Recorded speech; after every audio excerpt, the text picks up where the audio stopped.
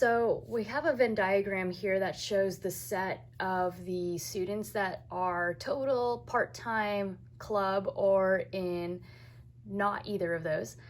So what I've seen in the word problem is that there are 250 students total in the set.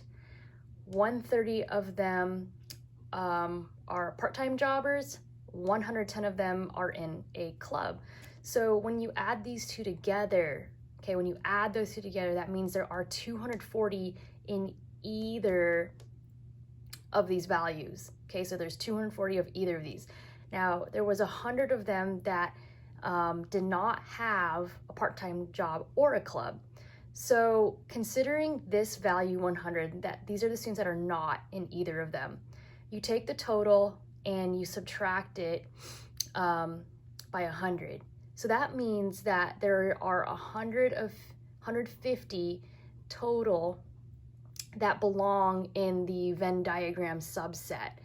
So now the question is, how many students are in both? If we can find that number, then we can figure out exactly how many have a part-time job, and then how many are in a club, and then there's a set that have both.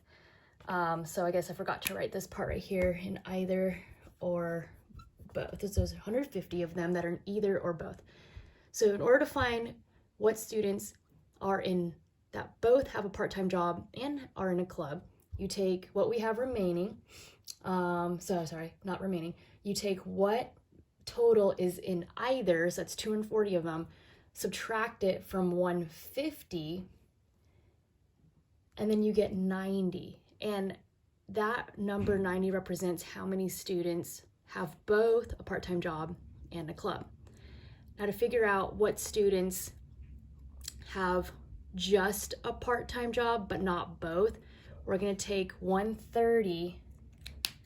So we're going to take this 130 here and subtract it from 90, and that should be 40 students left. And then to figure out how many are in a club only, we're going to take 110 and subtract 90, and that's 20. And so to know if you did it right, you're going to add all three of these values. So it's the students that only have a part-time job, are only in the club, and then have both. 40 plus 90 plus 20 is 150, and that correlates to right here, the 150 students that are in either or both.